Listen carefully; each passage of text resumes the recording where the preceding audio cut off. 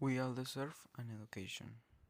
Education is an ornament in prosperity and a refuge in adversity. Introduction. This story is about Sebastian, a country boy who lived in a town. Due to the situation, his parents don't want him to continue going to school because they want him to go to work and help around the house, but Sebastian doesn't want to do this and wants to continue studying. Sebastian, with the help of his teacher and friends, will be able to continue with his studies and not worse as his parents went. Sebastian will be able to continue with his studies and will try to fulfill in his dreams and goals in his life. In a village far from the city be Sebastian, a boy that he is 13 years old. He has three brothers and two sisters. Our character is a very sensitive but very intelligent boy for his age. Sebas has short brown hair, brown eyes, and during all his life, he has been living in the village where he was born.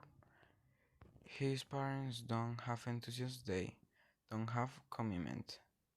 Because he does in general, they only care about the fact that he helps them with the maintenance of their farm, but they don't care about his student education, his values, and they don't care his personal dreams in a future.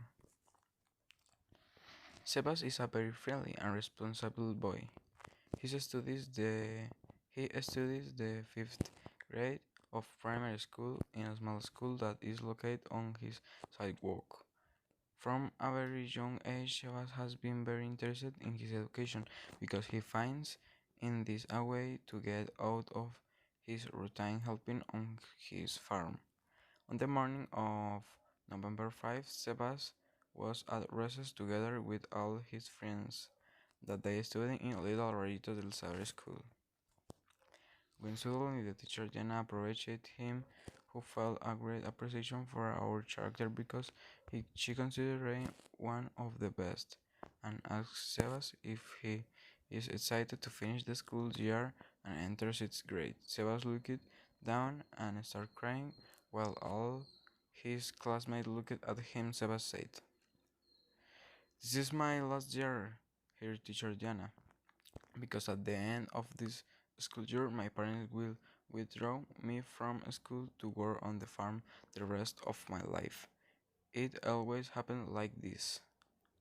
Upon hearing the teacher Diana, she told Sebas that she would think of something, but don't cry anymore.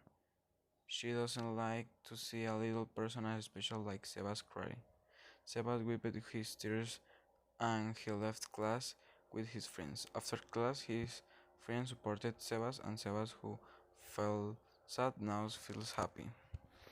Director Marcela listened to everything Sebas said, so she decided to talk to teacher Diana, and they talked about what they should do with Sebas because a fundamental right was being violated, the education.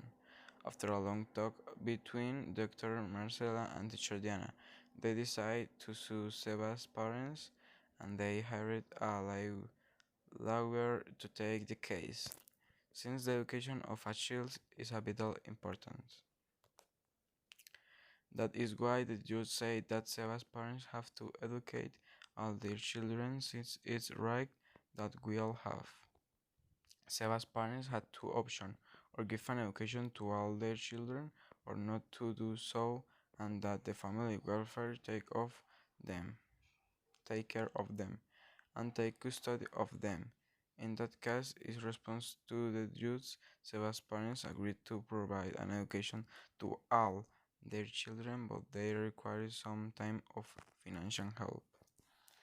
Because they were a poor family, the government for its part agreed to help them to make this possible. In addition, the teacher Jenna promised to give them all the material and everything necessary so that Sebas and his brothers could study.